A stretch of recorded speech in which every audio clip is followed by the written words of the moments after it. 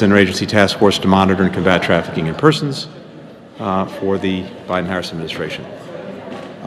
We have a lot to get through today, and I want to make sure that we have a chance to do that. But before we dive into the program, I just wanted to turn it over first to Liz Sherwood-Randall, our Homeland Security Advisor, and then we'll follow on with the program. But Liz, right over to you.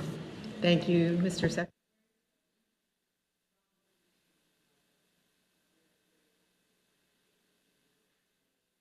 It's a truly important topic. This is a national security and a domestic priority for President Biden and his entire leadership team. You can see around the table. As the President declared in the National Human Trafficking Prevention Month proclamation this past December, around the world, human trafficking has stripped nearly 25 million people of their safety, dignity, and liberty. 25 million people experiencing excruciating suffering. We need to do everything we can to reduce and ultimately eliminate this scourge. Thanks to the leaders in this room, including the Advisory Council on Human Trafficking, represented here today by Brenda Powell, we have made significant progress towards this goal over the last 2 years, including preventing trafficking, prosecuting perpetrators, and protecting survivors. First, as you know, we launched the National Action Plan to combat human trafficking.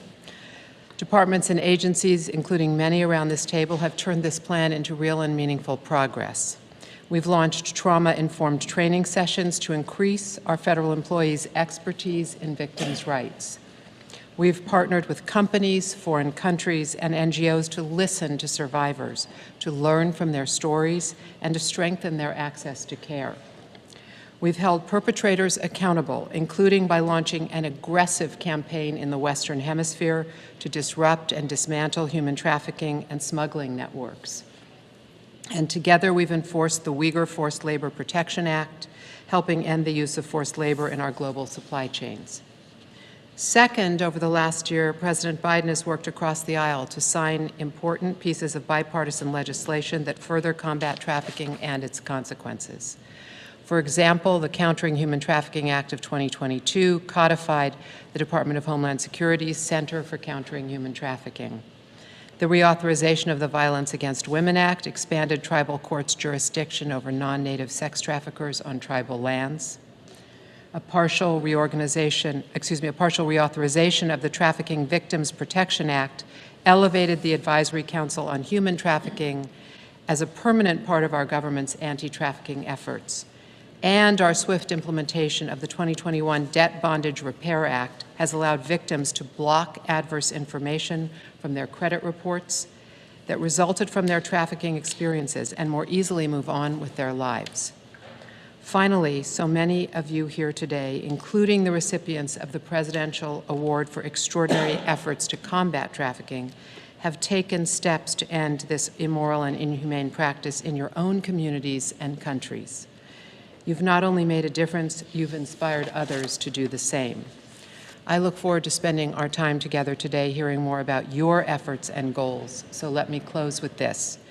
We have already done meaningful and affirmative work. I've chronicled some of it just now, but there is an enormous amount still to be done. This is nothing less than modern slavery. It's an affront to our most sacred values, a cruel violation of fundamental human rights and of essential freedoms, and it's a drain on our economic vitality. The Biden administration is committed to keeping this fight at the forefront of our agenda, and we are committed to working with you as we do. So thank you again for being here, for your dedication to this vital mission, and I'd like to turn it back now to Secretary Blinken to get our conversation underway. Liz, thank you so much. Thank you for your leadership, for your engagement these past 2 years. I also want to start by thanking my other friend and colleague, Jen Klein, of the Gender Policy Council here at the White House, for everything that you've been doing, that the Council's been doing. And I'm also joined, and I'll talk about this a little bit later, by our Ambassador at Large, Cindy Dyer, who is taking this effort quite literally around the world as we need to do. So as we convene this second meeting, I'm especially appreciative that we are joined by Brenda Powell from the U.S. Advisory Council on Human Trafficking. Brenda and her colleagues have brought the essential perspectives of survivors to our work. This is something that we've been very, very focused on and committed to. We're grateful for the trust. We're grateful for the partnership. We can't do this effectively without having the voices, the views, the experiences, the ideas of survivors front and center in everything that we're doing. So this makes a huge difference. And I have to say, I'm very pleased that, as Liz noted, the legislation that President Biden recently signed will make this council a permanent part of our efforts. That in and of itself is hugely important. So we are here on behalf of more than 27 million people around the world who've been subjected to trafficking through force, through fraud, through coercion. The mother and daughter made to toil 11-hour days in a sweltering factory. The boy promised a better education and instead sold to work on a fishing boat. The transgender woman driven into sex trafficking. Each of these are real cases documented in the 2022 Trafficking Persons Report, among, alas, many, many more. It is estimated that trafficking and traffickers gain $150 billion every year through crimes just like these. What the victims lose, the human cost of this suffering, is simply beyond our ability to calculate. Trafficking harms extend to entire societies. We know this, including here in the United States. Human trafficking disproportionately impacts marginalized communities. It undermines stability in the rule of law. It weakens economies. And, of course, it fuels other crimes and violent conflict. President Biden put it this way: no human being should be preyed on for profit. In December of 2021, we released our updated National Action Plan to combat human trafficking, spelling out how we would achieve this goal of eradicating human trafficking. And using that document as a guide, and you heard Liz address this, we've made real progress toward holding traffickers accountable, toward addressing the conditions that allow this horrific practice to continue. With the support of pretty much everyone around this table, in this room, and folks who are listening in, we are working across so many different lines of effort. We're working to implement the Uyghur Forced Labor Prevention Act and urging other countries to prohibit the importation of goods that are made with forced labor in Xinjiang, China. We continue to impose financial sanctions under the Global Magnitsky Human Rights Accountability Act. As traffickers increasingly take advantage of social media and smartphones to recruit vulnerable young people, we're enhancing our efforts to protect privacy and counter online sexual exploitation of children. But again, as Liz said, for the progress that we made, and that I think we can rightfully take some pride in, so much more does remain to be done. And we are committed to working with Congress, and this is a place where the issue has long been a bipartisan concern and remains so. We're committed to working with Congress to further combat this crime. And as is so often the case, the work that we do inside the federal government is infinitely enriched by the leadership of our partners who are outside the federal government.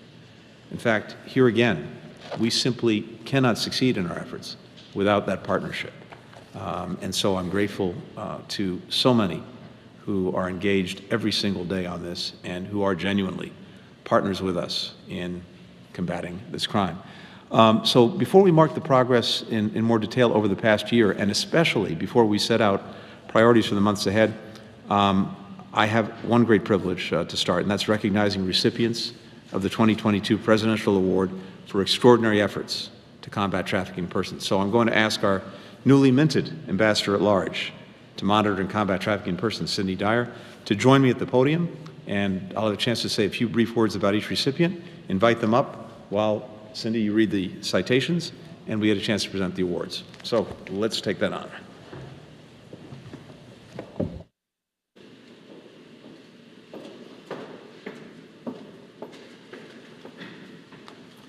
All right. So I see some very impressive-looking awards here, too. Our very first awardee, the Centro de los Derechos del Migrante, the Center for Migrant Rights, has distinguished itself as a powerful advocate on both sides of the U.S.-Mexico border. CDM champions the rights of seasonal laborers who are recruited, often under false pretenses, to work in fields and factories in the United States. This organization has trained more than 38,000 migrant workers throughout Mexico to ensure that they know their rights.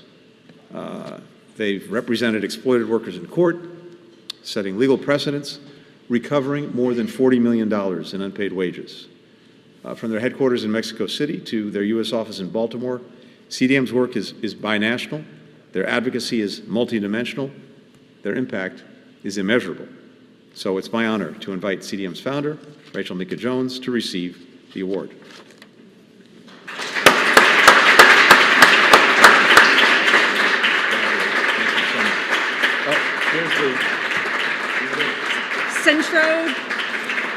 Centro de los Derechos del Migrante Incorporated for its outstanding record of assisting thousands of migrant workers to defend their rights and its years of tireless advocacy and organizing to advance a more just and humane migration process free of forced labor and other forms of exploitation.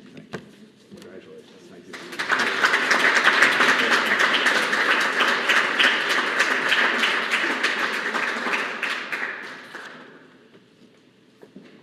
So there's clearly something in the water, because also hailing from Baltimore is Mercy Medical Center and their Blue Dot Human Trafficking Initiative, represented today by Mercy's Director of Forensic Nursing, Deborah Holbrook. This initiative, the Blue Dot Initiative, began in 2019 as a partnership between the Baltimore City Human Trafficking Collaborative and Maryland law enforcement, offering a safe, judgment-free entry point for victims of trafficking and abuse. It's named after a marker that some of you may know. Hospitals use this to enable potential victims to silently signal for help when they're accompanied by their abuser. A circular blue sticker on a patient's chart. Blue Dot serves more than a dozen local hospital systems, prisons, nursing homes, university campuses, military bases. The initiative has 30 forensic nurses on call 24/7, 365 days a year to provide comfort and care while also collecting evidence, when victims consent, to assist in criminal prosecution of traffickers. They train law enforcement and medical providers to look for signs that someone may have been subjected to trafficking. And they offer an app, Be More Safe, to help victims of trafficking or sexual violence find the resources they need, the support that they need. So please join me in congratulating Deborah and this remarkable organization. Deborah.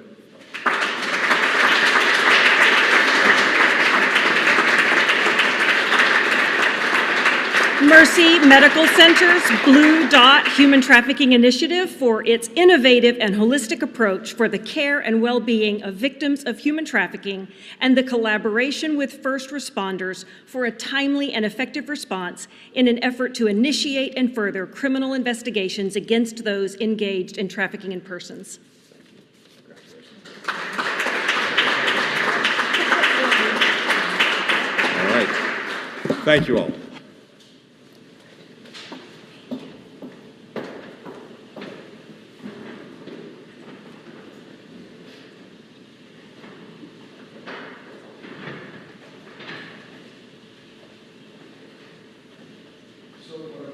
To do next is actually invite Ambassador Dyer, unanimously confirmed by the Senate. Some folks around this table know that that means a lot. To give us an update on the interagency efforts of the Senior Policy Operating Group. We are incredibly excited, Cindy, to have you on board. Over to you. Thank you, Secretary Blinken. It is a privilege to be in the presence of such distinguished leaders and extraordinary advocates in the fight against human trafficking. I am honored to be here with you as the new Ambassador at Large to monitor and combat trafficking in persons, and I am excited to join you in our collective efforts to combat human trafficking at home and abroad.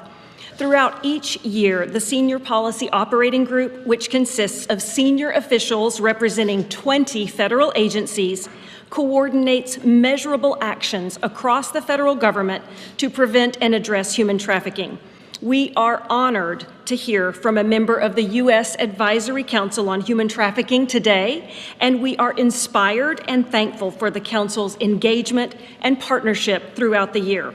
Their participation in anti-trafficking initiatives, including their 2022 annual report, provide us with the insight and unique expertise necessary to move our goals forward. The Senior Policy Operating Group has made significant progress, including on implementing the priorities of the National Action Plan to combat human trafficking. Today, I would like to focus on a few of our accomplishments over the past year. Earlier this month, the Public Awareness and Outreach Committee released its public guide for introductory level human trafficking awareness training, a comprehensive resource for federal law enforcement and service provider agencies, as well as non-governmental stakeholders. The training guide serves as a resource for professional entities when developing or updating human trafficking training for their workforces. In January 2023, the Procurement and Supply Chains Committee hosted its first annual public outreach session to build understanding and awareness about the anti-trafficking requirements of the Federal Acquisition Regulation and to discuss actions the federal government can take to achieve more effective implementation. The Senior Policy Operating Group is working to develop an implementation plan to integrate racial equity throughout its anti-trafficking efforts. To guide us, in February 2022, we published a request for information on conducting anti-trafficking work with a racial equity lens. And we plan to host a public meeting in the coming months to hear further from stakeholders. We also plan to hold small roundtables around the country to engage with different communities on topics related to the intersection of systemic racism and human trafficking. Thank you for the opportunity to highlight some of the Senior Policy Operating Group's recent efforts. I look forward to working closely with my colleagues in the coming months. Ambassador, thank you very, very much for that, and I know there's a lot more that we didn't have time to touch on today, but greatly appreciate all of these efforts, and particularly to have your leadership at this critical time. Let me now recognize the Honorable Brenda Myers-Powell, who is representing the U.S. Advisory Council on Human Trafficking. As I said earlier, the Council is an indispensable partner for everything we're doing. Brenda, we're grateful to have you here today, but grateful to have your partnership every day. Thank you. Good afternoon. My name is Brenda Myers-Powell. I'm a member of the U.S. Advisory Council on Human Trafficking. Thank you for having me here today to speak on behalf of the Council. The Council is sincerely grateful to the White House and each PITF agency for its efforts on combating human trafficking. Many years ago, I heard an anonymous quote: "I saved 1,000 lives. I could have saved 1,000 more if they had only known they were slaves. For so long, I too did not fully comprehend what was happening to me. I was entrapped." This quote has been my clarion call.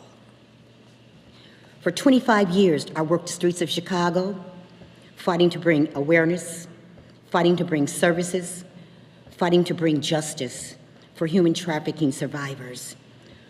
With my fellow council members, we joined the fight together to help enhance your anti-trafficking efforts. I am honored to be here today.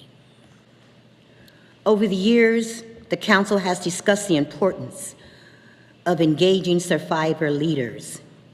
We stand at a juncture on what it means to engage leaders who also happen to be survivors. How can PITF agencies, as they strive to bring the voices of human trafficking survivors to the forefront, do that in a way that is not tokenizing? How can we effectively engage so that our leadership is not labeled only by our survivorship? When and how can these labels be shed and the focus on our shared goals to combat human trafficking? Where a leader is just that, one who leads and does not have to validate their leadership with a story of adversity. A leader is a leader is a leader. A new As a newly appointed and reappointed members of the council, we are grateful to the previous council members for laying the foundation of our work. While the council has not yet decided on our 2023 priorities, we hope to work with the PITF agencies to continue to address gaps in the services for human trafficking survivors.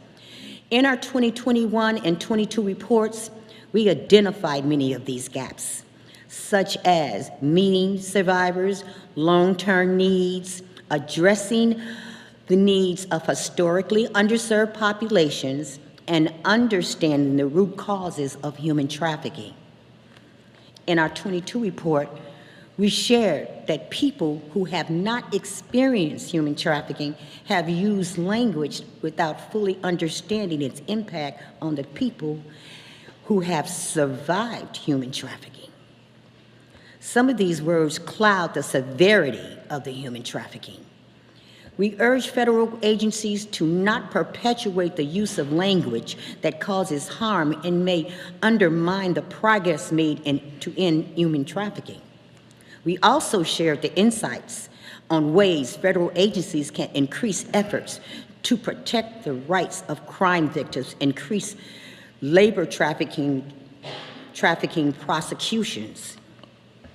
On behalf of the council, we look forward to collaborating with each of you as we narrow our priorities. Thank you from the bottom of my heart for having me here today.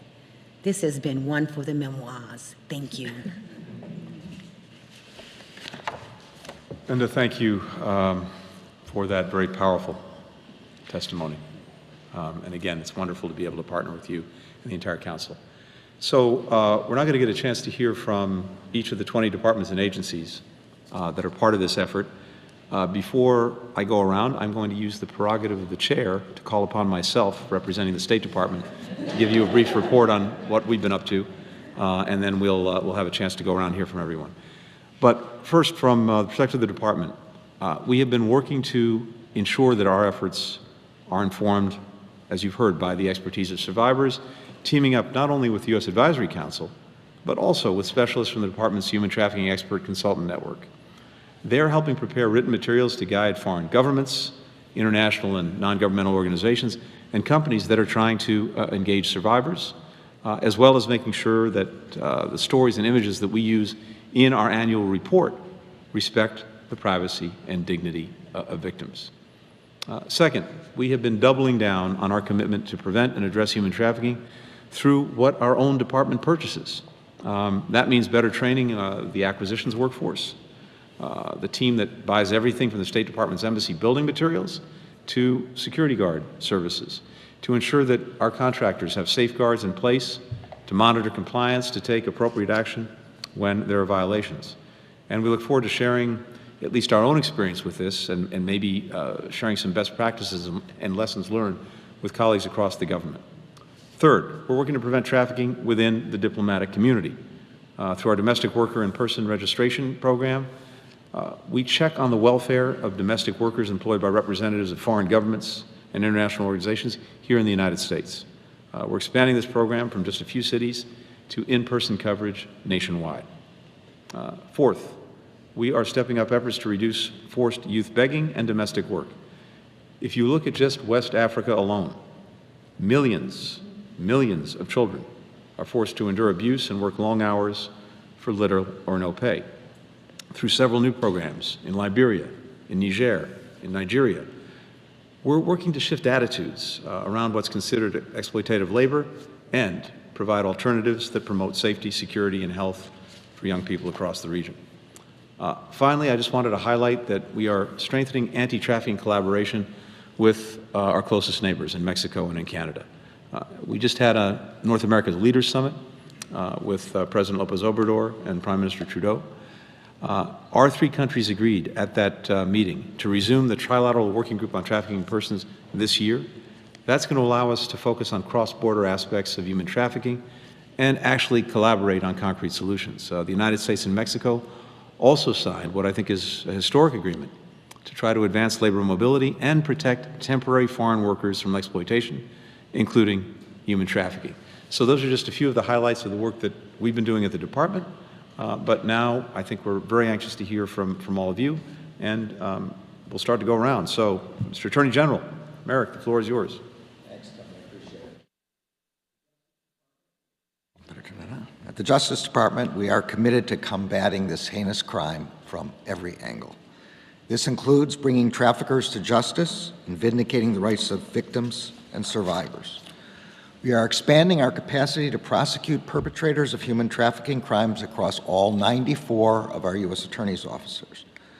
Prosecutors in our Civil Rights Division's Human Trafficking Prosecution Unit work closely with the U.S. Attorney's offices and our law enforcement agencies to streamline investigations and to identify multi-jurisdictional trafficking networks.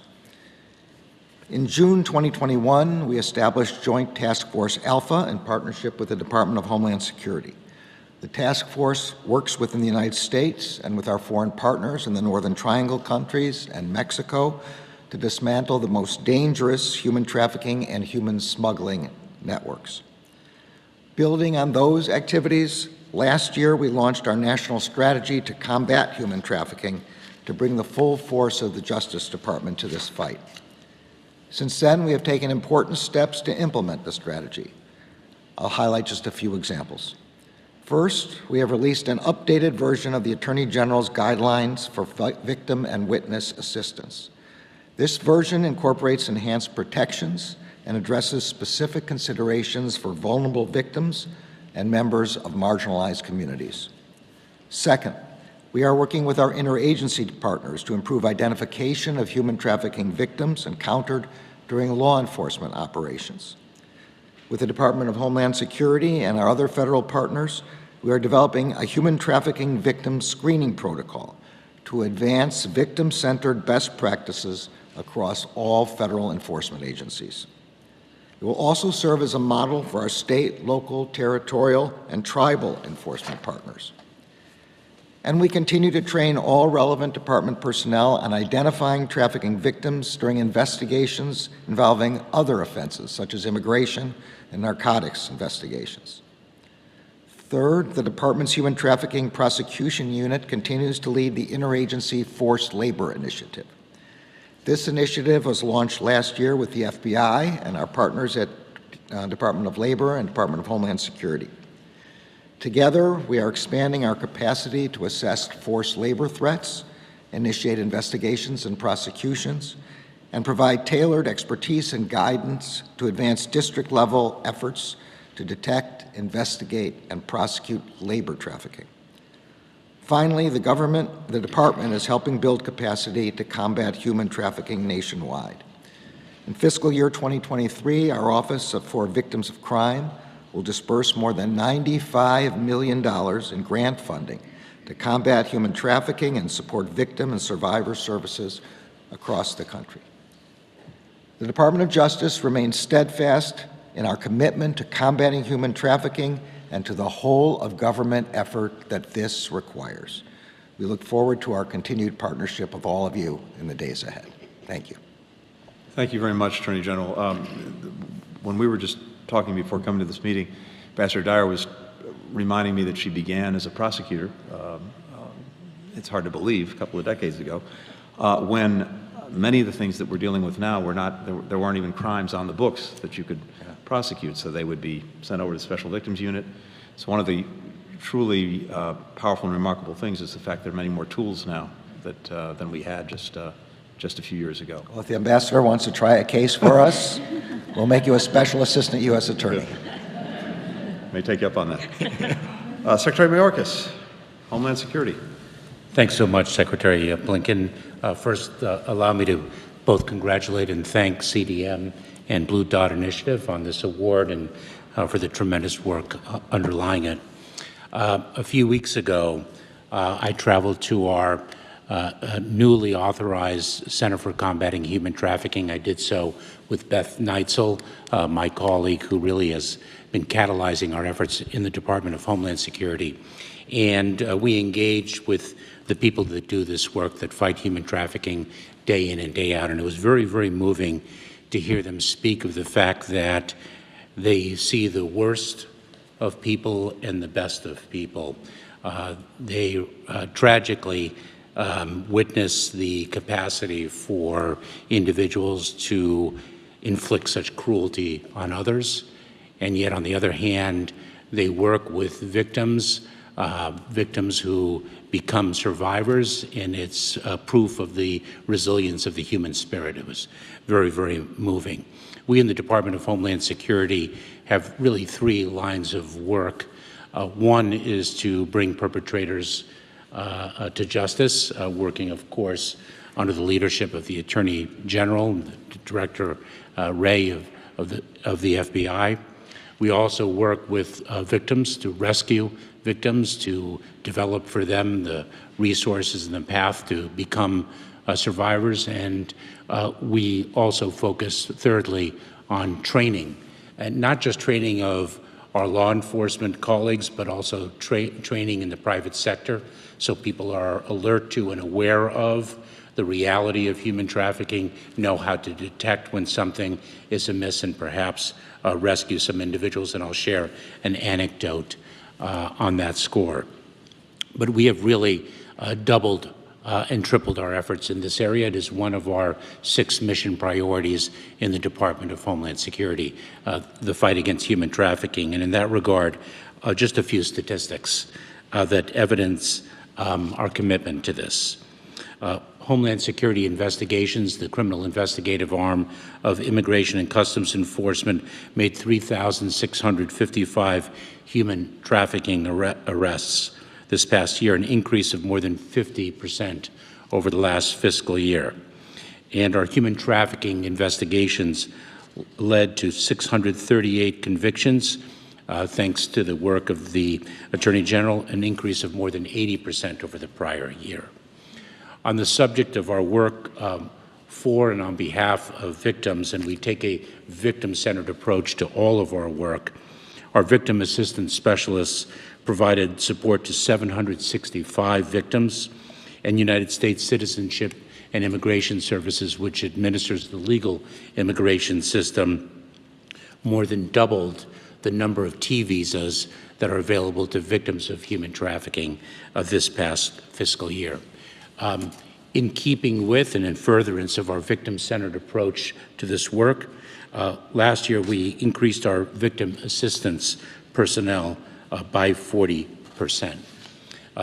Liz Sherwood-Randall referenced our enforcement of the Uyghur Forced Labor Prevention Act, which is a new statute we're very, very proud to enforce. On the training front, Beth and I met with the chief executive officer of a major hotel chain, worldwide hotel chain, who was speaking of the impact of the training that we provide through our Federal Law Enforcement Training Center, FLETC. And just a few weeks prior to our meeting, one of the hotel clerks in this chain observed a young woman looking a bit lost in the lobby. And by virtue of the training that we had provided, that clerk knew to call law enforcement, alert law enforcement to what appeared to be an unusually disoriented individual in the lobby of a hotel where normally people know where they are coming from and going to. And law enforcement followed this young woman to the parking lot, and sure enough, she led law enforcement unwittingly to 5 vans filled with young women who were on their path to being trafficked. And we were very proud of that anecdote. It speaks of the impact that we can have all around this table and all across this room. And it also speaks to the urgency of the need to do this work. And we're really proud to be a part of this task force. Thank you, Secretary Blinken. Ali, thank you very much for sharing the anecdote, but thank you especially for all of the focus, the time, the resources, the effort that the department's been putting to trafficking. Secretary Becerra, Javier, Secretary of Health and Human Services. Secretary Blinken and my colleagues, and especially to those who have lived the experience and who are daily on the front lines protecting and not only protecting but also making sure that they are saving lives. I want to thank them very much. At HHS, we have focused our efforts principally when it comes to combating human trafficking on preventing trafficking of children and youth, of strengthening our partnerships to prevent forced labor in public health supply chains, and in advancing understanding of human trafficking trends by coming up with the data that could be so helpful in this regard. Just last month, we gathered leaders from our Office of Trafficking in Persons, Child Welfare, and the Runaway and Homeless Youth System to host a national briefing on human trafficking prevention for child welfare workers and other partners on the ground. In December, our Administration for Children and Families launched new training and resources targeting child welfare workers that was informed by survivors and those with lived experience. Last month as well, ACF also announced a $2.5 million funding grant for schools to develop and implement education for school staff and students to prevent human trafficking, and we published a human trafficking school safety protocol toolkit to address the security and well-being of students. When it comes to the issue of forced labor, what we are doing there, January of this year, ACF announced HHS's establishment of a new public-private partnership co-chaired by Northwell Health, which is New York's largest healthcare provider, to enhance training and resources to prevent forced labor in healthcare and public health supply chains, which, as a result of COVID, I think became very obvious. Sometimes it's disguised, but it is out there that people are being forced to do work with very little pay in most cases. The working group is comprised of federal agencies, industry, individuals with lived experience, and other subject matter experts. When it comes to the issue of enhancing our abilities to understand human trafficking trends, last year we published a number of reports and information briefs to advance understanding of how human trafficking has evolved and what we can collectively do to combat it.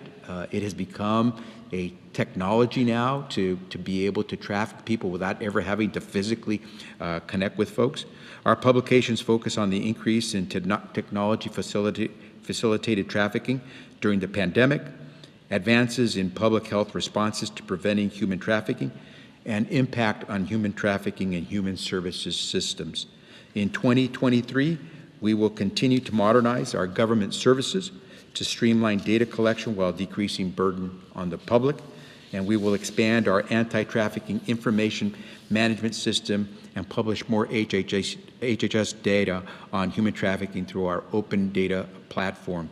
And finally, I just wanted to mention one other thing that often will get neglected, and that is we took an action in December which included our Administration for Children and Families publication of human trafficking prevention resources for individuals from Ukraine who came into the U.S. And we wanted to make sure we reached this population early because we know how vulnerable they would be and how susceptible they might become to human trafficking. Turn it back over to you, Secretary. Javier, thank you very much. Thank you for sharing all the great work that HHS is doing, and the education piece, I think, is critical. And thanks for the last point that you made, because I think we see when societies in other parts of the world are in crisis for one reason or another, and people are forcibly displaced from their homes, this, of course, is a prime target for those who would exploit them in one way or another. And I'd only emphasize the fact that right now, around the world, we are living through the most significant migration challenge in history. Ever since we've been recording this, there are more than 100 million people around the world who've been forcibly displaced from their homes in one way or another. And of course, that's exactly the kind of population that is most ripe to be exploited in one way or another. So that vigilance is usually important. Thanks for underscoring it. Transportation, Secretary Buttigieg. Pete, over to you. Thank you, Secretary Blinken. Thanks to everyone here for the terrific work, and let me add my congratulations to the award recipients today. I think we're here mindful that the work we're doing can make enormous differences in the lives of some of the most vulnerable people of every age and gender in urban and rural areas alike in the U.S. and across the globe whose freedom and bodily autonomy are taken away from them. I also think the scale of this evil is so widespread and its nature is so diffuse that it often feels daunting to take on.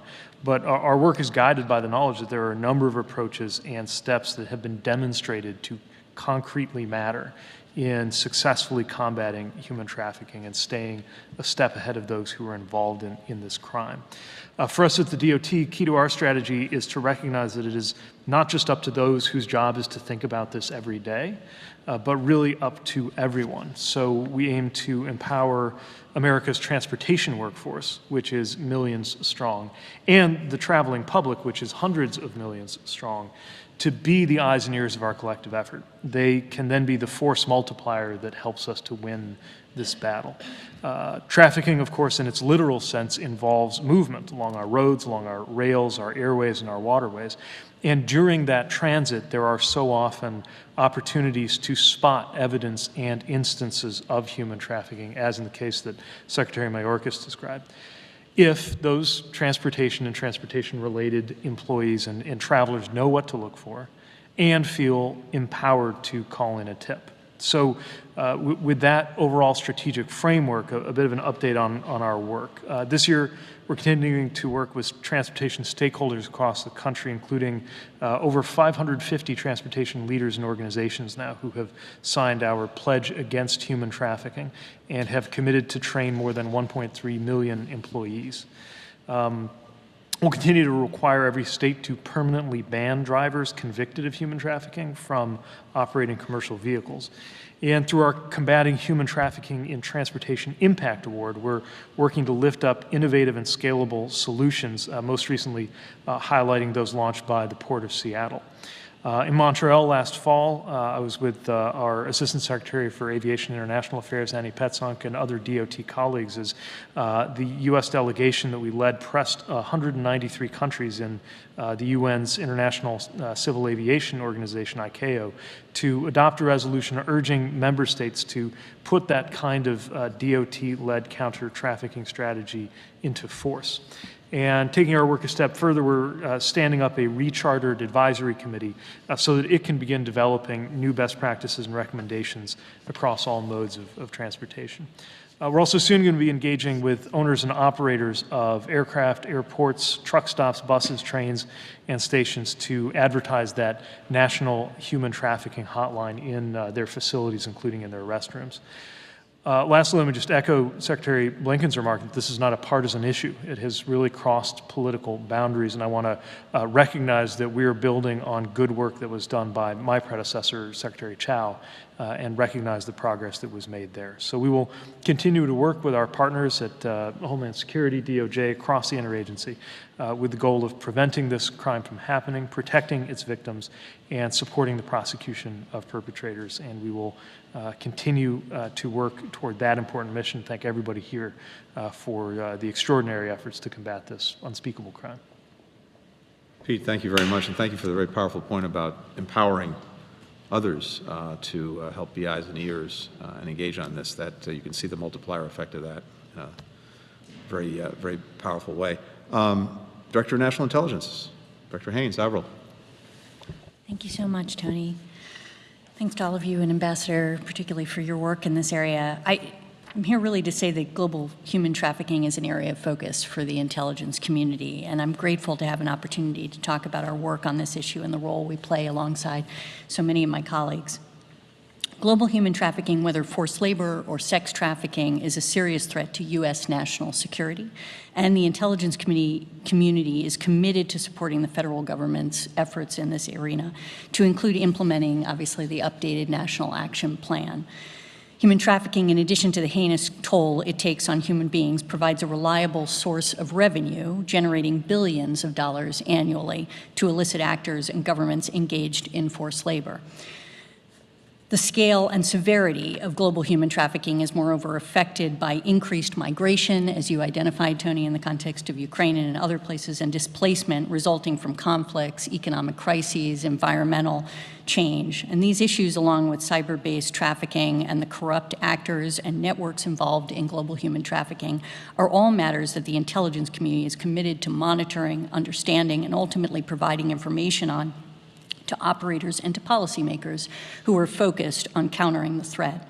And not only do we see the way in which human trafficking fuels the growth of organized crime and deprives people of human rights and freedoms, but also how it negatively affects global health and longstanding psychological and physical effects on individuals, on families, and on communities. And the intelligence community, in an effort to enhance our efforts to counter human trafficking, is working closely with other government agencies to improve information sharing on trafficking and support of law enforcement, while also providing analysis regarding the threat of global human trafficking to U.S. interests in an effort to help policymakers address the broader challenge. And last year, I shared with you that the intelligence and law enforcement communities had jointly authored the first intelligence assessment on the impact of human trafficking on the United States, just so you know that it's not small. On the United States, and we had worked with the Department of Homeland Security to build a collaborative, unclassified, but safe workspace in which we could share intelligence and law enforcement data.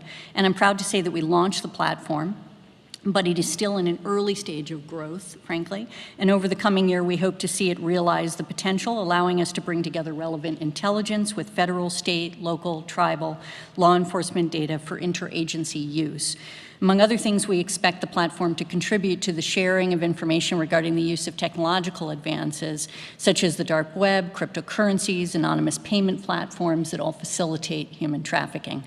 In the last year, we've also increased our reporting and analytic production on this subject alongside our work on transnational organized crime more generally, and we are furthermore developing our capacity to monitor the use of forced labor in global supply chains, including their networks, for moving services into the United States and into allied and partner countries, which should give policymakers more options for countering forced labor.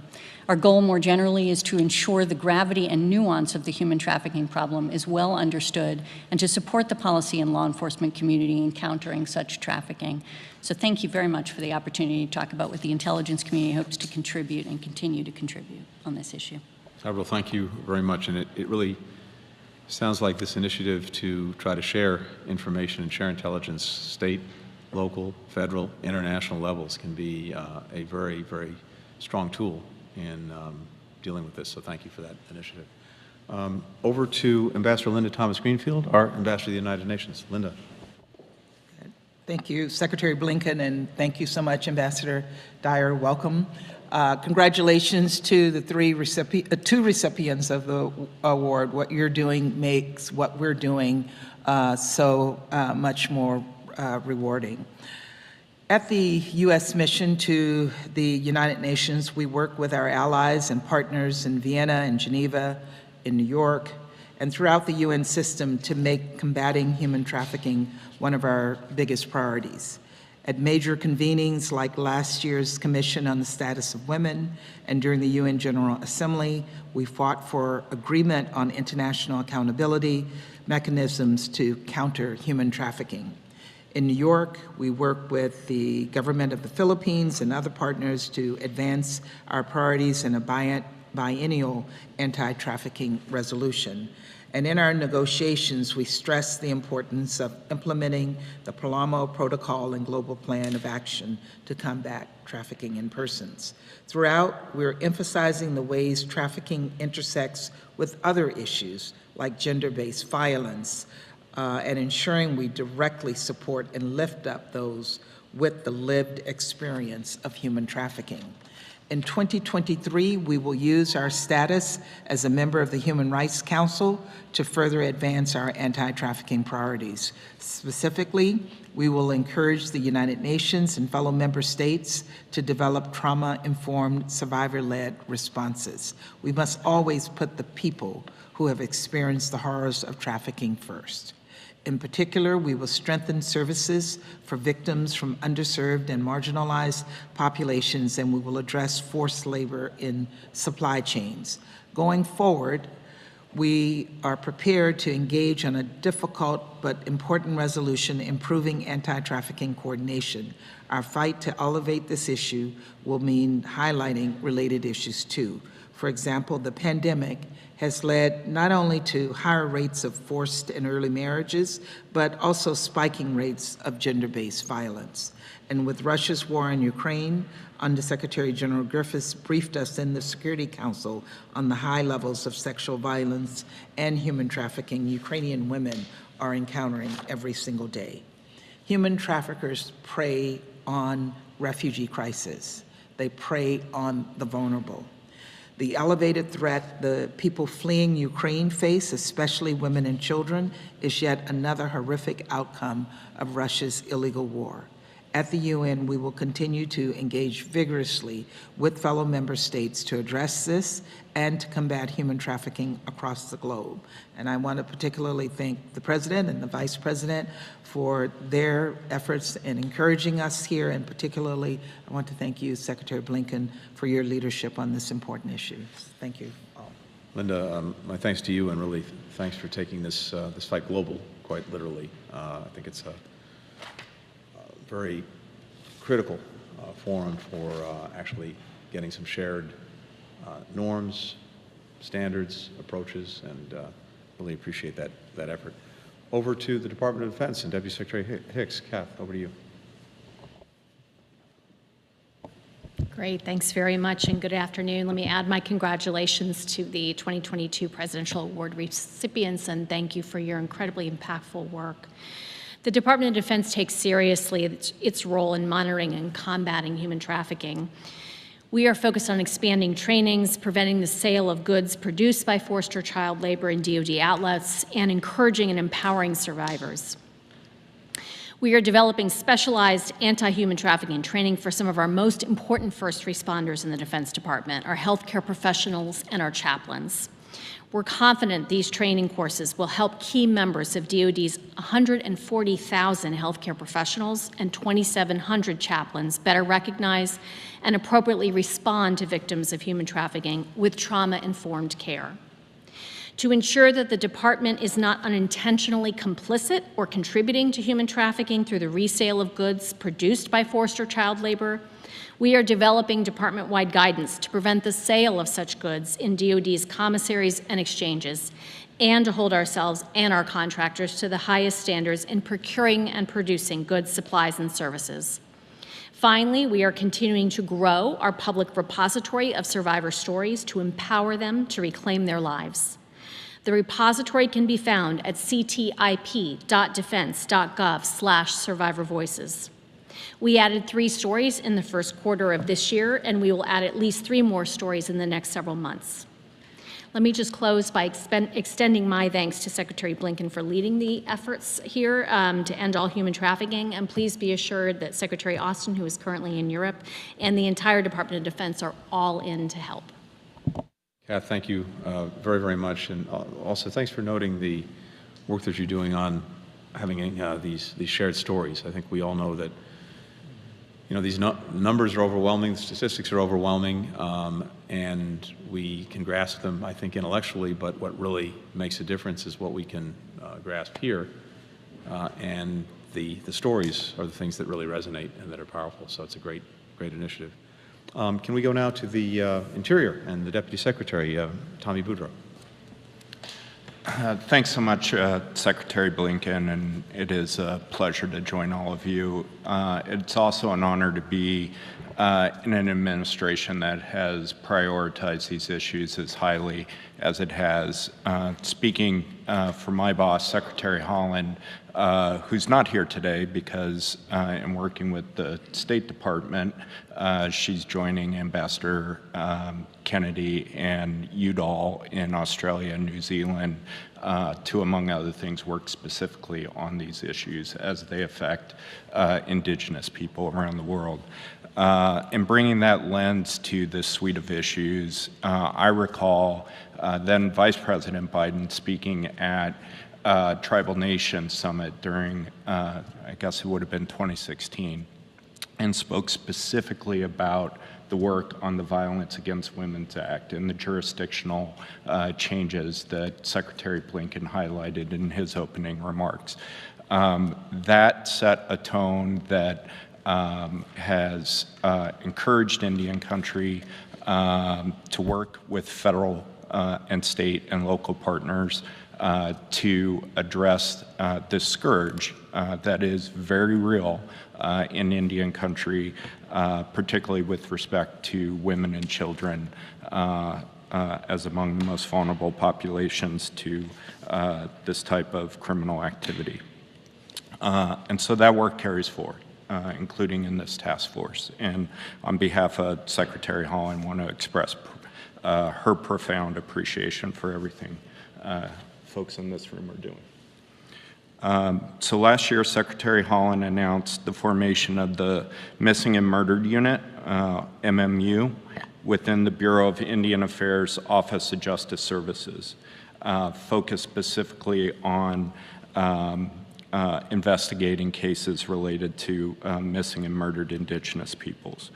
The MMU is headquartered in Albuquerque and has established 19 offices in 11 states. To date, the MMU has investigated 661 missing and murdered person cases, closed 203 of those cases, and resolved 7 murder cases in particular. The Department of the Interior, alongside DOJ, is continuing to implement the Not Invisible Act Commission. This commission is drafting recommendations to combat the MMIP crisis through the formation of 6 subcommittees. Each of these subcommittees focuses on specific public safety and justice issues, including addressing human trafficking.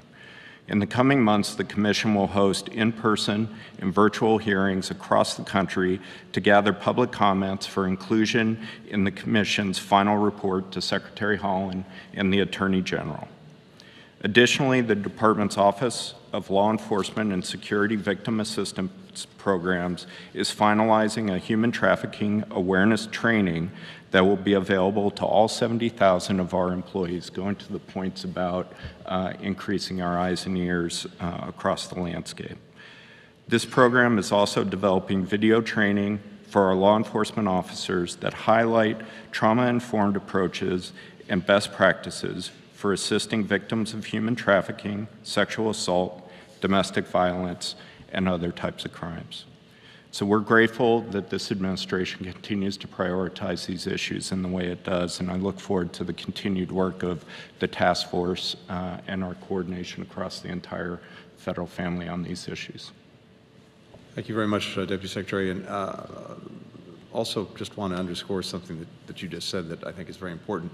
Given the size of the federal workforce, the training that we can do just within our own departments and agencies can make a huge difference, again, in being a force multiplier, as Secretary Buttigieg was saying, in a different way. So I strongly encourage that. And also, thanks for referencing the Violence Against Women Act as a sort of stage setter for this. I think it's safe for me to say that if you ask President Biden the achievement that he is proudest of over his many years of public service, he'd say the Violence Against Women Act. And the connection between the two is a powerful one, so thanks for sharing that.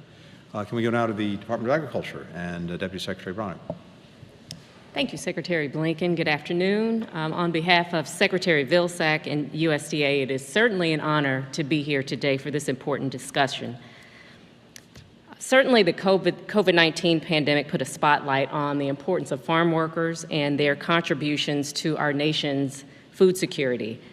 It also simultaneously highlighted the challenges of labor instability, irregular migration, and the need for increased labor protections to increase the resiliency of our food system and supply chain. While there are several factors that drive the presence of human trafficking, persistent and disproportionate poverty rates are often a major contributing factor in both domestic and foreign populations. All Americans benefit from investments that provide consistent access to safe, healthy, and affordable food. In part, it means that we're building a fair, equitable, and resilient food system that benefits workers, producers, and consumers. And at USDA, we have 2 efforts underway with a direct connection to this body's work on human trafficking and numerous efforts that are focused on farm workers, frontline food and agriculture workers, and equity more broadly. One effort has to do with procurement and how that intersects with agricultural worker safety. USDA is a major purchaser of food, and the food that USDA purchases goes to schools and national school breakfast and lunch programs and food banks around the country. A second effort is a collaboration with other federal agencies to develop a pilot program to support agricultural employers in implementing robust standards to promote a safe and healthy work environment for both U.S. workers and migrant workers in the seasonal H-2A visa program. The program will advance several administration priorities. One is driving U.S. economic recovery and safeguarding domestic food security by addressing current labor shortages in agriculture, reducing irregular migration through the expansion of legal pathways for people in the Northern Triangle, Honduras, El Salvador, and Guatemala, improving working protections for farm workers to curb the potential for human trafficking and other exploitation during the recruitment process and on the farms in our communities. Beyond these efforts, know that USDA has established an independent equity commission to examine USDA programs and services to include how we can better provide farm worker resources and support and create safe and healthy working environments. I am privileged to be the co-chair of the Equity Commission, which will provide a set of recommendations to USDA for how we can take additional steps to address systemic inequities and eliminate barriers to access in our programs at USDA. One place I'd like to make an observation for this group to consider is that while USDA has explicit prohibitions on providing many grants and loans to businesses or producers with labor violations, most certainly including human trafficking, our ability to enforce this is only as good as the information we have. One place where more information could be useful is to determine precisely how we are coordinating across government to ensure we have the best available data at hand and we can put it to use. Access to good data will assist us all in ensuring we can make the biggest impact with our resources. Thank you again, and again, USDA is pleased to be a part of this hugely important effort. Thank you. Thank you very much for sharing all of the very good work, and I would just foot stomp the last point that you made about the importance of information sharing in all sorts of ways across the government. We'll look for ways to maximize that. Very much appreciated. Next, over to the Department of Education and Deputy Secretary Martin. Thank you, Secretary Blinken. On behalf of Secretary Cardona, we definitely want to underscore the importance of not just recognizing, but preventing and responding to human trafficking, and all of the authorities that we have and the supports that we can put in place, and the Department of Education's commitment to supporting the National Action Plan and everything that we can do to combat human trafficking by doing our part to raise awareness around human trafficking in our school communities, as well as offer all of the resources for the administrators that are in our schools, the teachers, the specialized instructional support personnel that work directly with students, our parents, our caregivers, and students directly, understanding student voice and listening to our students and being as proximate to the problems that we're trying to solve as we combat human trafficking. I also want to share my experience as a former teacher. This is my 34th year in education, and as a principal of an elementary school in San Diego and a superintendent in San Diego, a border city where human trafficking was a significant problem that we were working to solve across government in the local area. We're a $110 million industry in San Diego being one of the top 13 cities in the country, according to the FBI, for human trafficking. So it's something that I bring deep personal experience leading a whole of at least community approach in San Diego as I now serve in this capacity, and what it takes to work at all levels to combat trafficking across the system. And now as I work within the Department of Education and with our Office of Elementary and Secondary Education, we have a specific Office of Safe and Supportive Schools that's responsible for carrying out our role on combating both labor and sex trafficking. And it's in support of the National Action Plan that we're going to work to combat human trafficking. We're responsible for making our guidance available to the systems that need it most, and to help schools identify and respond to human trafficking and child exploitation by providing the supports and resources that will be most beneficial and helpful at the local level closest to the student.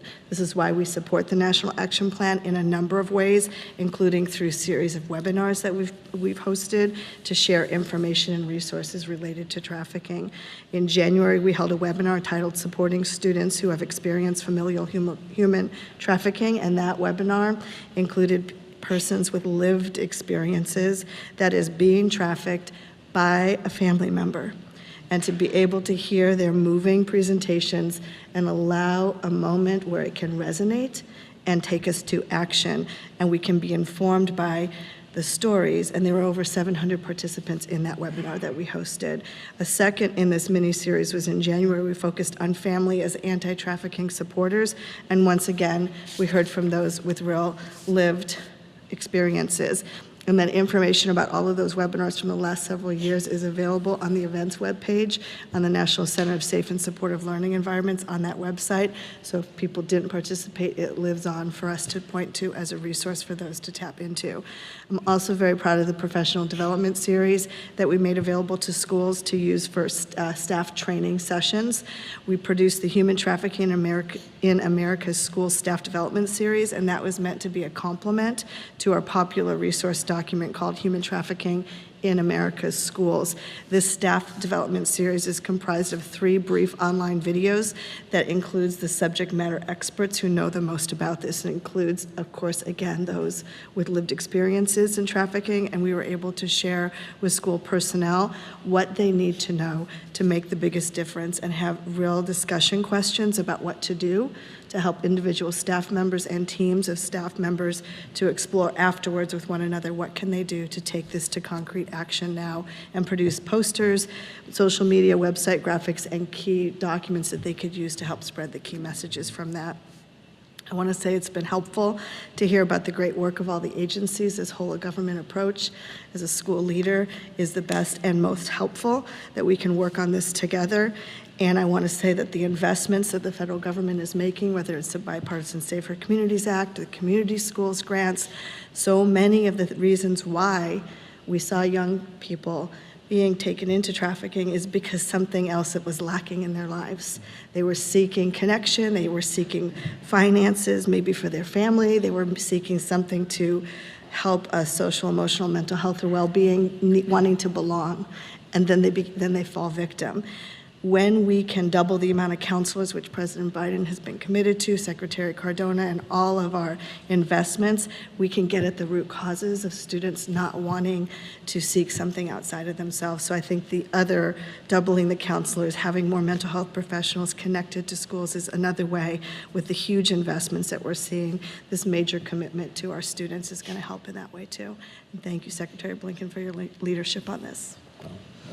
Again, thank you for sharing that. It's hard to imagine having a greater impact than raising awareness, raising visibility in our schools, both among students and among administrators, and then, as you said, bringing to bear some of the additional resources that would be so critical, particularly when it comes to mental health. So thank you for sharing that. We go now to perhaps the most important agency or department in our government, and I say that not just because it's budget season here, but to the Office of Management and Budget and the Deputy Director, Nancy Coloretti. Over to you. Thank you. I come here representing Director Shalonda Young, and I want to say thanks to Secretary Blinken for your continued focus on anti-trafficking and for convening this group. It is budget season, so Director Young is not here today. You just have me, the number 2. But listen, I wanted to also thank the career staff at OMB and at every agency, because you're doing a lot of collaborative work and forward-leaning work to address this important issue. We were encouraged by the recent passage of the full-year appropriation for FY 2023, and we look forward to working with all departments and agencies to prioritize human trafficking in your planned uses of your funds. So that's something we're looking forward to do. And then in addition to the budget, OMB continues to actively promote agency management efforts to eliminate trafficking in federal contractor supply chains in our role as the co-chair of the Senior Policy Operating Group's Procurement and Supply Chain Committee. And Ambassador Dyer mentioned this, and some of the other agencies mentioned their work on procurement. I want to just emphasize this for a second. The effort covers over $630 billion of federal contract spending per year.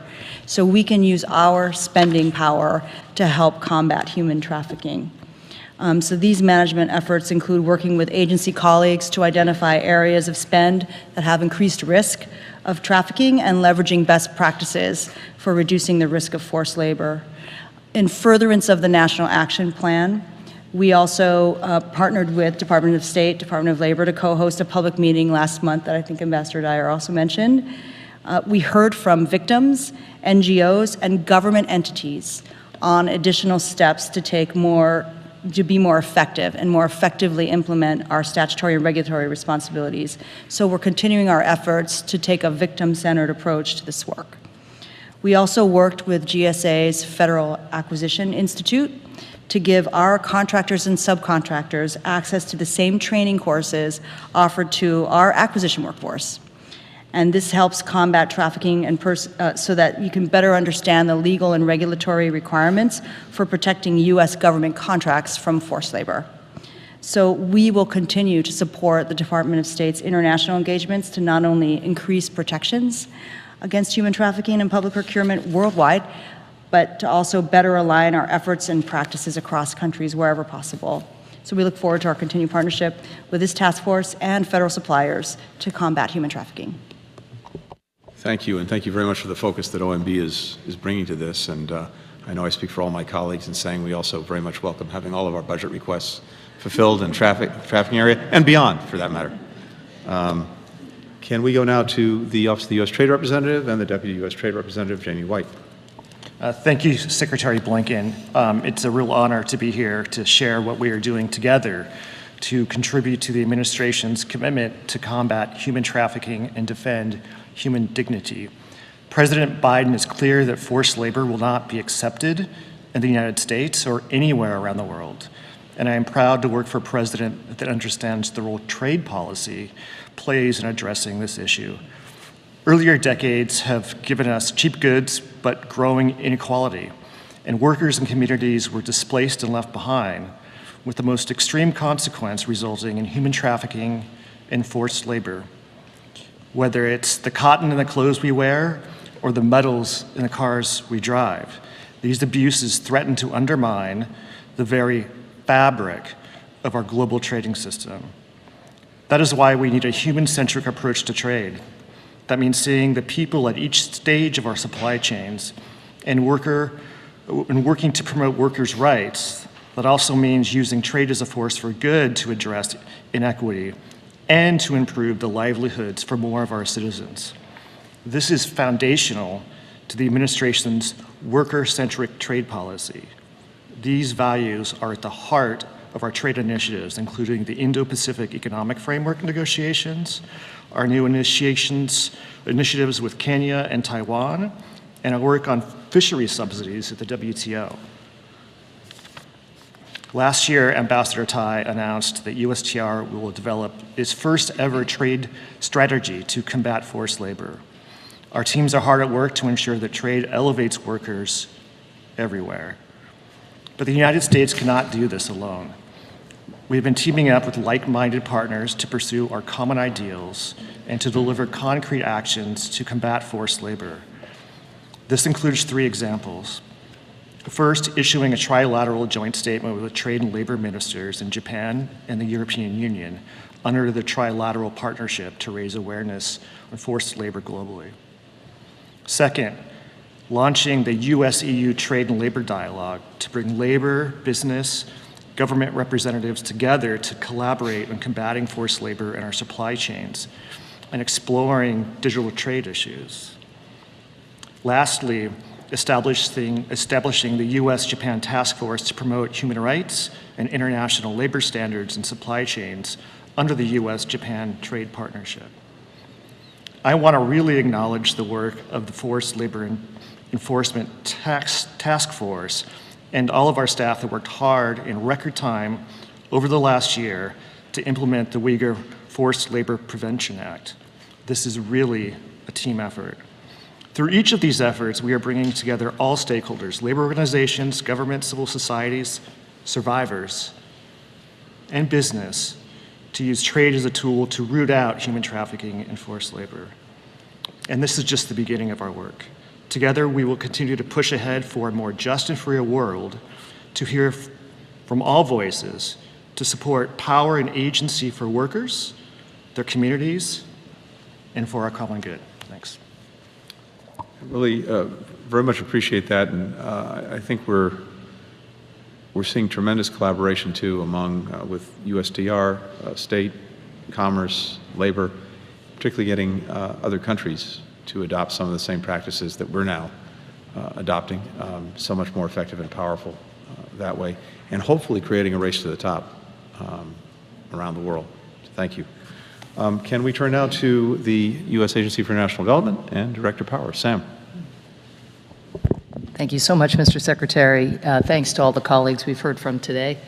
I think I date myself, but this may be my 6th task force meeting, and I can say it is a breath of fresh air just to hear about how much more is being achieved every year, how much more of a priority this is, how embedded this work is into the DNA of all of our agencies in a way it just wasn't even a decade ago. Ambassador, welcome aboard. We all look forward to working closely with you.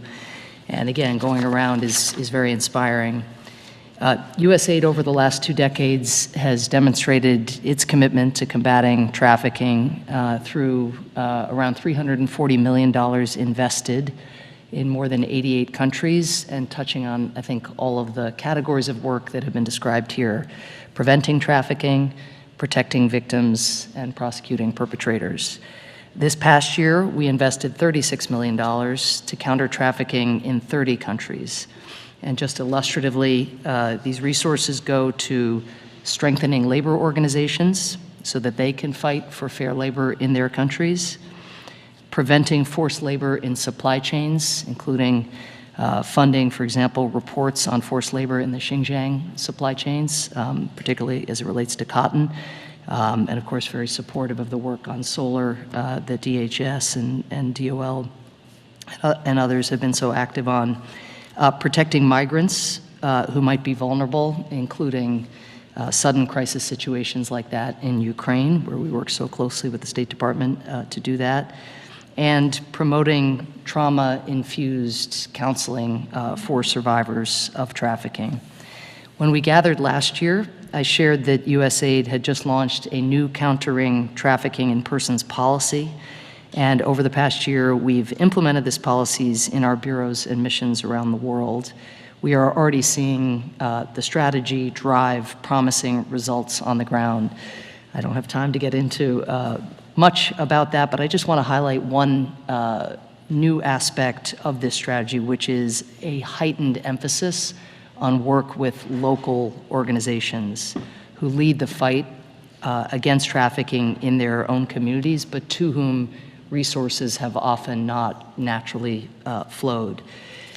It takes significant investments to find, vet, and build partnerships with these local organizations, these community-based organizations, but we are making it a priority because we know that local leaders have the firsthand experience to understand how trafficking is affecting their communities, and they have the relationships and the credibility to drive significant and lasting reforms. In our push to go local to combat human trafficking, I just want to share one story because perhaps no one embodies our relative impact here in pushing in this direction more than a man named Caleb Tolle. So Caleb is a community leader from Malawi who has given us permission to share his story here today. In 2010, Caleb's family received a harrowing phone call from a man who told them that he had abducted their aunt, Annalise, and would only release her if the family paid a ransom that they could not afford. Annalise's captors took her far away from home, forced her to smuggle drugs, and repeatedly assaulted her. Months later, law enforcement finally rescued Annalise over 1,200 miles away in Johannesburg. And Caleb learned that his aunt was not alone in her experience, much like Secretary Mayorkas's story a while ago. 15 other Malawian women had been taken alongside her. Seeing how many people were forced to endure such horrific treatment, Caleb decided to take it on himself to do something to prevent human trafficking in his community. He started an organization called Global Hope Mobilization. And with support from USAID, Global Hope is creating campaigns with local religious and community leaders to inform people of the dangers of human trafficking and ways to keep themselves and their communities safe. They are also working with survivors to report offenders and with Malawian courts to prosecute cases and swiftly bring traffickers to justice. And in partnership with the Malawian Ministry of Gender, they are managing shelters for survivors and creating vocational training to help survivors re-enter the workforce. In USAID's 22 years of anti-trafficking work across 88 countries, we've seen that while the burden of human trafficking is global, local leaders like Caleb rising up to keep the people around them safe often drive the most effective and certainly the most sustainable solutions. So we will continue to empower those leaders as we execute on our new strategy and work alongside all of you to support President Biden's National Action Plan to counter trafficking in all its forms. Thank you so much. Sam, thank you very much. Thanks for sharing the insights, and thank you especially for USAID's incredible work around the world. It really is where the rubber meets the road in so much of what we do, and the ability to empower some of these local groups as well as leaders makes all the difference. Thank you. Can we go next to the Department of the Treasury and to Undersecretary Nelson? Brian. Thanks so much. Thank you, Secretary Blinken, and thank you to the Presidential Threat Award recipients. On behalf of Secretary Yellen, it's an honor to discuss Treasury's work to combat human trafficking. Beyond human trafficking's enormous costs, it is estimated that one of the world's most profitable criminal enterprises. Last year, the Treasury Department identified money laundering linked to human trafficking as among the most significant illicit finance threats facing the United States.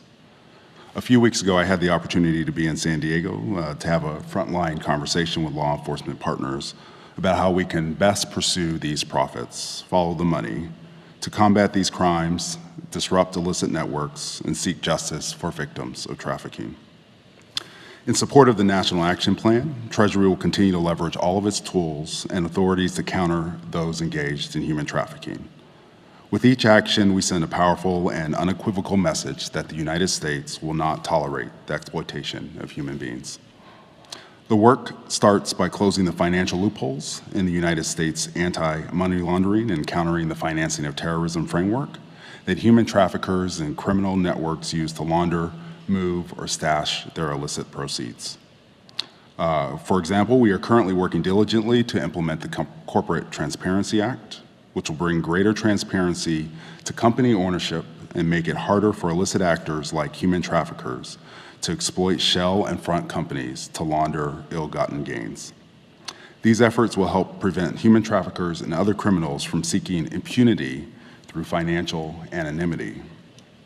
Treasury is also working closely with the private sector to combat human trafficking. Treasury's Financial Crimes Enforcement Network, known as FinCEN, published advisories in 2014 as well as in 2020, highlighting for U.S. financial institutions, both big and small, the critical role they can play in identifying and reporting transactions related to these illicit activities. Human trafficking also remains a focus of Treasury's engagement with our foreign partners. This year, in fact, we featured in Treasury's work counterparts in Mexico as we made joint strides in pursuing human traffickers by blocking their accounts and targeting their illicit financial networks. We're also playing a large role in shaping the global financial fight against human trafficking and through international forums like the Financial Action Task Force and the Egmont Group of Financial Intelligence Units. There, we continue to raise awareness about these issues, enhance global standards to combat illicit finance, and exchange information about these networks. We are focused on delivering justice and accountability to human traffickers and their networks. We continue to work closely with our law enforcement colleagues, and we are prepared to impose significant financial consequences on those responsible for these injustices. including by freezing their assets and cutting off their access to the U.S. financial system. We are also committed to using, where relevant and appropriate, sanctions authorities to designate perpetrators of human trafficking, including forced labor. Through these efforts, we're preventing human traffickers from misusing the financial system, we're partnering with the private sector and the international community, and we're pursuing those responsible for these horrendous crimes. We will continue to look forward to deepening that work and to work with you all to counter this incredibly grave threat. Thanks so much. Brian, thank you very, very much. And I think you said the three magic words, follow the money, but a really important reminder that this is big business, and Treasury has unique tools to really get at it. So thank you. And can we go down to the Commerce Department? Marisa Lago, the Undersecretary, over to you. Thank you. On behalf of Secretary Raimondo, I will touch upon three specific ways that the Department of Commerce is proud to contribute to the work of this task force. First, the International Trade Administration's strong relationship with industry provides us a unique opportunity to collaborate with the private sector to convey critical information about human trafficking and forced labor in foreign markets, including via the excellent training that Ambassador Dyer mentioned earlier. Second, Commerce Department's Bureau of Industry and Security continually works with other U.S. government agencies to ensure that foreign governments and foreign companies that exploit forced labor are constrained in their ability to access U.S. technology, software, and commodities. Finally, the Department of Commerce's National Oceanic and Atmospheric Administration, more easily said as NOAA, worked with Customs and Border Protection and other agencies to identify potential forced labor practices on fishing vessels, as well as in fishery products that may have been produced using forced labor. NOAA convened senior government officials from a host of U.S. government agencies and key leaders from industry, NGOs, retailers, foundations, and workers' organizations at a call to action national summit. And they discussed the shared goal of supporting decent working conditions in the seafood sector. NOAA also facilitated a panel discussion during the annual Seafood Expo North America that brought together U.S. government and outside stakeholders as part of a 21-member U.S. Interagency working group on illegal, unreported, and unregulated fishing. The working group focused on the current landscape, challenges, and innovative opportunities to leverage public-private expertise and resources to combat labor issues in the seafood sector. Thank you again for allowing the Department of Commerce to participate in this task force. Marisa, thank you very much for Commerce's leadership on this and also for underscoring the importance of these public-private partnerships in getting at this. Appreciate that very much. Director of the FBI, Director Wray, thank you for joining us today. Over to you. Thank you, Mr. Secretary. I appreciate the opportunity to be with all of you to talk about such a compelling issue. Human trafficking is one of the most horrific of a long list of crimes the FBI investigates, and I say that both because it feeds on a vicious and appalling cycle of force, fraud, and coercion, but also because our cases show that a significant majority of the sex trafficking victims we confront, over 2/3, are kids. And more, we also see that the criminal enterprises perpetuating human trafficking have their tendrils in a variety of other crimes, including prostitution, the production of child sexual abuse material, and money laundering. And every single one of our 56 field offices across the U.S. is tackling human trafficking in their areas. And because of the international nature of these crimes, which many others have already cited, we regularly rely on our legal attachés and international partners to support our human trafficking investigations as well. In short, this is a real and present threat not only throughout the United States but globally, and human trafficking is an international menace. So in addition to all of our domestic field offices and their partners, our agents are working alongside officers from 55 different countries on our Violent Crimes Against Children International Task Force to make sure that these dangerous criminals can't hide outside our borders, which expands the FBI's reach in addressing this global threat to our children. And the work that these folks are doing is making a real impact. Last fiscal year, we arrested 786 criminals associated with human trafficking, and in that same time frame, the FBI opened 668 new human trafficking cases, and so as of this month, we have more than 1,600 human trafficking cases pending, and of course, each one of those inevitably ends up with stories much like Secretary Mayorkas told, where you've got scores of victims represented by each subject. And as everybody knows around this table, and as you referenced yourself, Mr. Secretary, of course, these statistics aren't just numbers. They represent real people. And so in combating this threat, we're keenly focused on the victims. And in fiscal year 22, our human trafficking investigations led us to locating and recovering 559 child victims.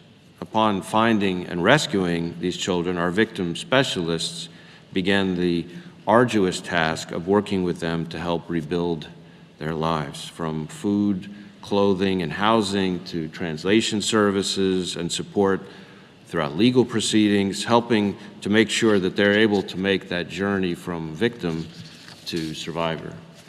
We also have child and adolescent forensic interviewers who are specially trained in all the interviewing that we do to account for that age group's development, potential trauma, and mental health throughout the course of the process.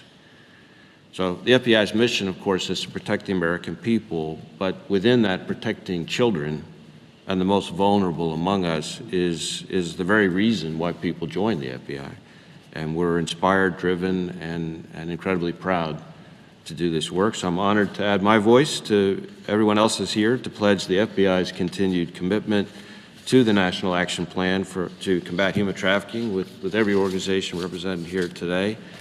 And with our partners, we're going to continue to push forward these important investigations to develop even better strategies to combat these crimes, focusing not just on dismantling these criminal enterprises that perpetuate these crimes through really comprehensive investigations targeting all of their criminal endeavors, but also, as Undersecretary Nelson referenced, by seizing their ill-gotten proceeds and assets, and most importantly, making sure that we always keep victims front and center.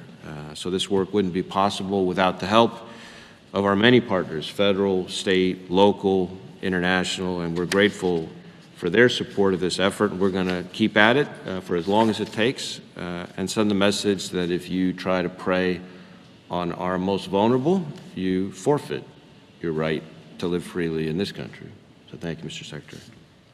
Chris, thank you very, very much. I just, on behalf of the State Department, just want to, in particular, thank you for the incredible international role that the FBI plays, something that's not perhaps as known. And the other piece I think that's so important is the investigation prosecution piece, because one of the challenges that I know colleagues know that we have around the world is, particularly with the trafficking persons report that we do and the criteria that we've established, is countries will get laws on the books, which is great and important and necessary, but not sufficient if they don't actually use them, and particularly encouraging others to do the investigations, to do the prosecutions. That's, of course, one of the most powerful ways in actually both stopping and deterring this crime. So the FBI's example is a powerful one. Thank you. I'd like to go now to the Equal Employment Opportunity Commission and Charlotte Burrows. Thank you so much, Mr. Secretary. And like others, I will start by congratulating our award recipients. In particular, the EEOC has really had the benefit of the excellent work of the CDM for many years, and so thank you for that. Truly well-deserved to both of you.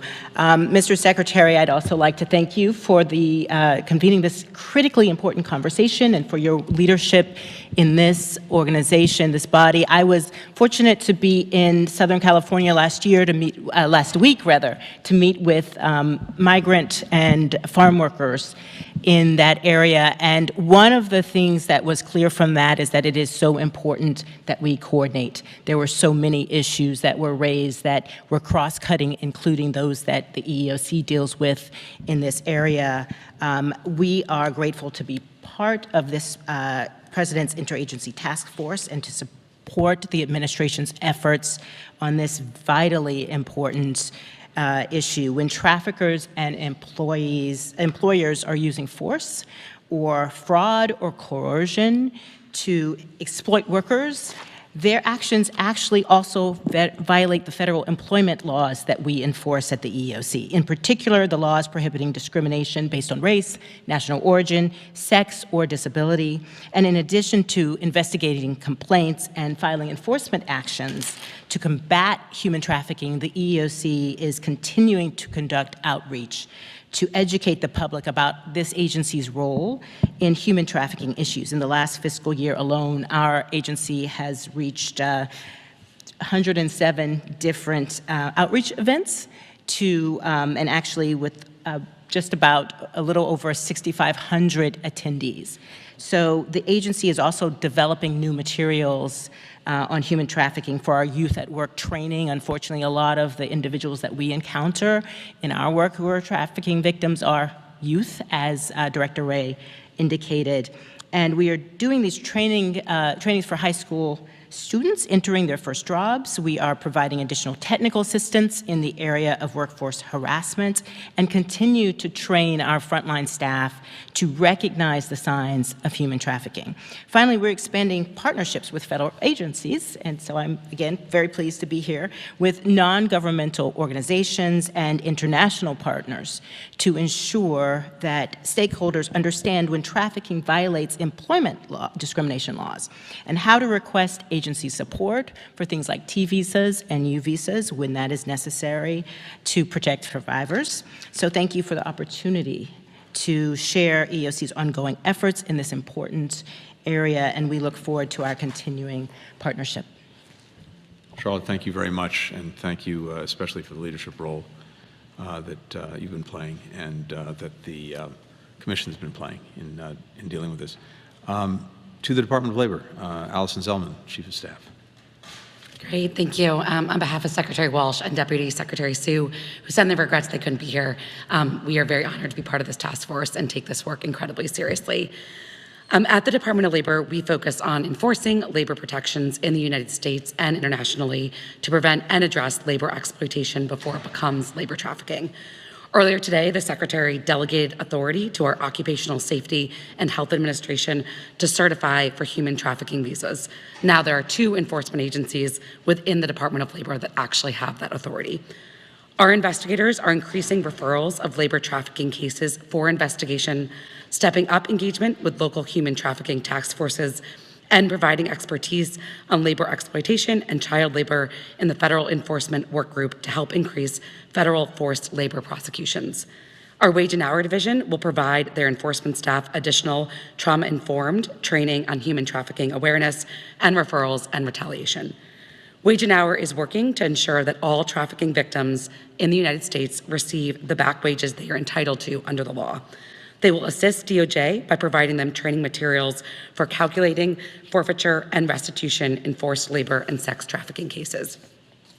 Our Employment and Training Administration's National Monitor Advocate will partner with the National Farm Worker Jobs Program and others to, 1, provide training on processing complaints of suspected trafficking of agricultural workers, and 2, improve employment training and supportive services for victims and survivors. On the international level, the Bureau of International Labor Affairs is working to identify forced labor and child labor risks in products that are part of our everyday lives to ensure that we don't import them. New research projects on inputs made with child labor or forced labor are tracing those inputs through their supply chains to the final products in agriculture, mining, and other sectors across the globe. The results will inform the next list of goods produced by child labor or forced labor in our International Child Labor Report. There is more we can accomplish together to end human trafficking. We worked with law enforcement agencies in 22 trafficking cases, assisting with referrals and restitution. We welcome more collaboration across all federal partners and see lots of opportunity to do so. For example, receiving feedback on UNT visa referrals. We look forward to continuing to work with all of our interagency partners and other allies in the United States and abroad to combat and end this egregious abuse of workers. Thank you. Allison, thank you very, very much, and really appreciate as well the usually vital focus on the forced labor aspect of this. Very important that we keep that front and center in our sights along with sex trafficking. And greatly appreciate the work that labor is doing on that. So before we conclude, I would like, last but not least, to turn the microphone over to Jen Klein, the Director of the White House Gender Policy Council. Jen. Thank you, Secretary Blinken. I'd like to start where you started by thanking our honored guests. First, you, Brenda Myers-Powell, for speaking to us on behalf of the U.S. Advisory Council on Human Trafficking. I think the Council truly reflects the administration's commitment to survivor engagement, and I'm really gratified that Congress has made it a permanent part of our anti-trafficking efforts. Again, I'd also like to thank the award recipients for your amazing work.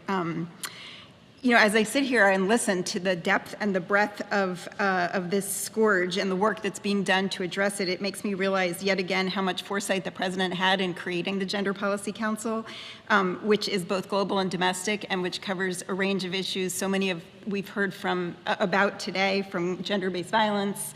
Very mindful every time I meet with him that he reinforces his commitment to the Violence Against Women Act and my responsibility to make sure we don't screw it up, and health and economic security. You know, as we've just heard, human trafficking is a multifaceted problem that requires a whole-of-government approach, really a whole-of-society response. And that also includes a focus on its disproportionate impact on marginalized populations, including women and girls, LGBTQI+ individuals, people of color, individuals with disabilities, migrants, low-wage workers, and other underserved communities who are more vulnerable to abuse. Over the past year, we've made progress in prevention, including new partnerships between the Department of Health and Human Services, tribal leaders, and indigenous communities, community organizations to address the intersection of human trafficking and missing and murdered indigenous women. We've pioneered new protection efforts, including the Department of Justice's new guidelines for trauma-informed survivor engagement. The Departments of Labor, Justice, and State have increased their investigation and prosecution of labor trafficking, including involving cases of domestic workers, temporary workers, and other vulnerable groups, and we've deepened our partnerships with community organizations, state and local agencies, private industry, and governments around the world. Just as importantly, we recognize that combating human trafficking requires addressing the underlying conditions of exploitation, including systemic poverty, inequality, and discrimination. We've heard a lot about that. I will just add a few things that we're doing at the Gender Policy Council. We recently released, with the partnership of USAID and the State Department, the first ever global women's economic security strategy to enhance women's economic participation around the world. Domestically, we're looking to advance women's access to good jobs and to mitigate the disproportionate risks faced by low-wage and other vulnerable workers, including those in the care sector. And our efforts really complement the work being done across the White House, from increasing protections for migrant workers to improving integration for new Americans. Over the coming year, the White House will continue to collaborate with our agency partners on implementing the Human Trafficking National Action Plan, including by expanding access to quality and trauma-informed services, safeguarding against human trafficking in our supply chains, and ensuring that the people whose lives are most affected by exploitation have a seat at the table. Much remains to be done, but of course we remain committed to the work that lies ahead. I want to end by reiterating my gratitude to everyone in this room for the work you and all of your partners are doing to ensure that all people can live and work with dignity and respect. And with that, let me turn it back over to you, Secretary Blinken. Jen, thank you so much, and to each and every one of you, thank you. Thank you for being here today. I'm so gratified by the time that everyone spent, that colleagues from the senior levels of the government have all been here today. And as Jen said, I think the reason that's so important, the reason this interagency task force is so important, is precisely because this is a cross-cutting issue, cross-cutting within the government and, of course, beyond the government. And the fact that we have increasingly all of our agencies and departments working more closely together, coordinating, sharing information, sharing best practices, and then using, in many cases, unique connections that they have with other critical stakeholders in this effort, whether it's internationally, or whether it's domestically with the private sector, with NGOs, with local law enforcement, and so on the list. That's what really makes the difference. So if we manage to really work together on this, we already see the difference we can make, and I'm convinced we can make an even bigger difference going forward. So to everyone, thanks for the time today, but thanks especially for the work every single day. And we look forward to doing more and doing more together in the year ahead. Thank you.